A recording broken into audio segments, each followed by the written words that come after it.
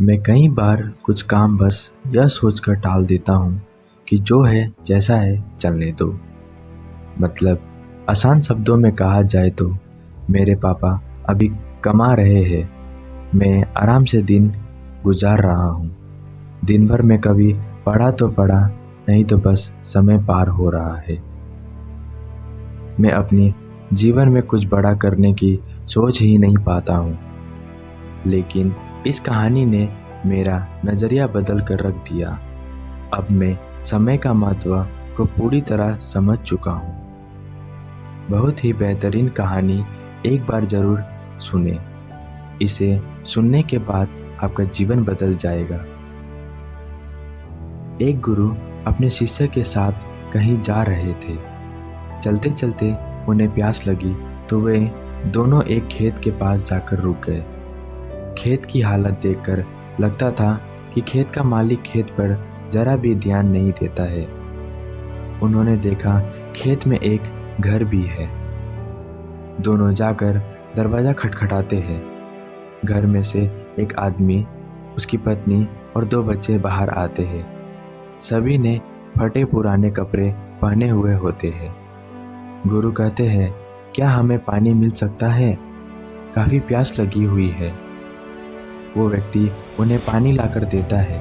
फिर गुरु कहते हैं, आपका खेत इतना अच्छा है, लेकिन इसमें कोई भी फसल क्यों नहीं बोई गई? व्यक्ति कहता है, हमारे पास एक भैंस है जो काफ़ी दूध देती है, जिसे बेचकर और पीकर हमारा गुजारा हो जाता है। इसलिए बेवजह खेती क्यों करूं? गुरु कहते हैं, क्या हम आज की रात यहाँ रुक सकते हैं? कल सुबह होते ही हम यहाँ से निकल जाएंगे। व्यक्ति कहता है, ठीक है, आप यहाँ रुक सकते हैं। आधी रात होते ही गुरु अपने शिष्य से कहते हैं, उठो, हमें अभी के अभी यहाँ से निकलना है। लेकिन जाने से पहले हम इस व्यक्ति की भैंस को पहाड़ से गिरा कर मार देंगे। यह सुनकर शिष्य को काफ़ी बुरा लगा, लेकिन वह अपने गुरु की बात टाल नहीं पाया।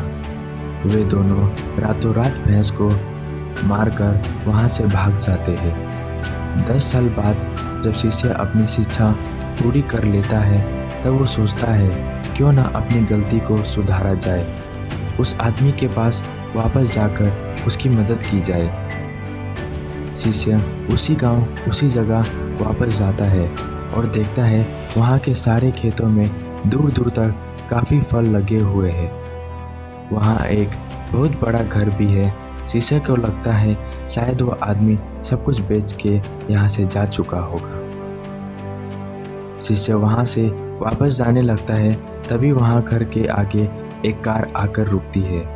कार में से वही व्यक्ति बाहर आता है जिससे शिष्य 10 साल पहले मिला था।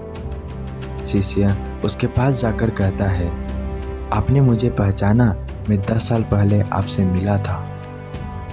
व्यक्ति कहता है, हाँ, उस दिन को मैं कैसे भूल सकता हूँ। शिष्य कहता है, आप तो बहुत गरीब थे, आखिर आप इतने अमीर कैसे बने? व्यक्ति कहता है, क्या बताऊँ, आपके जाने के बाद मेरी भैंस की मौत हो गई। मैं कुछ दिन काफ़ी दुखी रहा, परेशान रहने लगा, लेकिन जीवन जीने के लिए कुछ तो करना ही था। मैं लकड़ियाँ काट कर बेचने लगा, जिससे कुछ पैसे आए तो मैंने खेत की बुआई कर दी। फिर उससे और पैसे आए तो मैंने सारी जगह खरीद ली और फलों की बुआई करवा दी। और आज मैं आसपास के इलाकों में फलों का सबसे बड़ा व्यापारी हूँ और मेरे पास लाखों रुपए है। अगर उस दिन भैंस की मौत नहीं हुई होती तो आज मैं इतना सफल नहीं हुआ होता। आप जीवन में देखते हैं दोस्तों, इस कहानी से यह साफ पता चलता है कि जीवन में हर परेशानी आपके लिए एक बड़ा मौका लेकर आती है।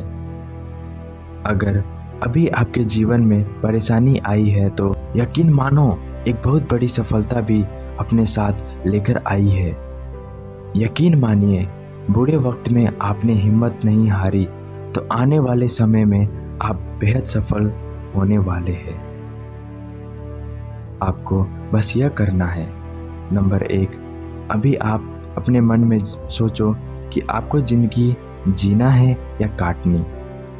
नंबर 2, अपने सपनों के लिए मेहनत करना शुरू कीजिए आज से, अभी से। नंबर 3, आपको जो काम करने से अभी फ़ायदा होगा उस काम को कॉपी में लिखो और पूरा करो। यह सबसे नहीं हो पाता है।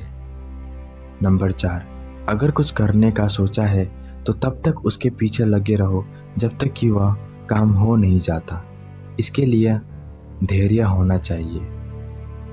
नंबर 5, अपने सुझाव और सवाल मुझे कमेंट्स करके बताएं, जिससे कि इस चैनल को आपके लिए और बेहतर कर सकूं। नई नई प्रेरक बातें आपसे साझा करने की प्रेरणा मुझे आपसे ही मिलती है, बस आपके एक सब्सक्राइब, लाइक एंड कमेंट्स करने से। धन्यवाद और आप खुश रहो।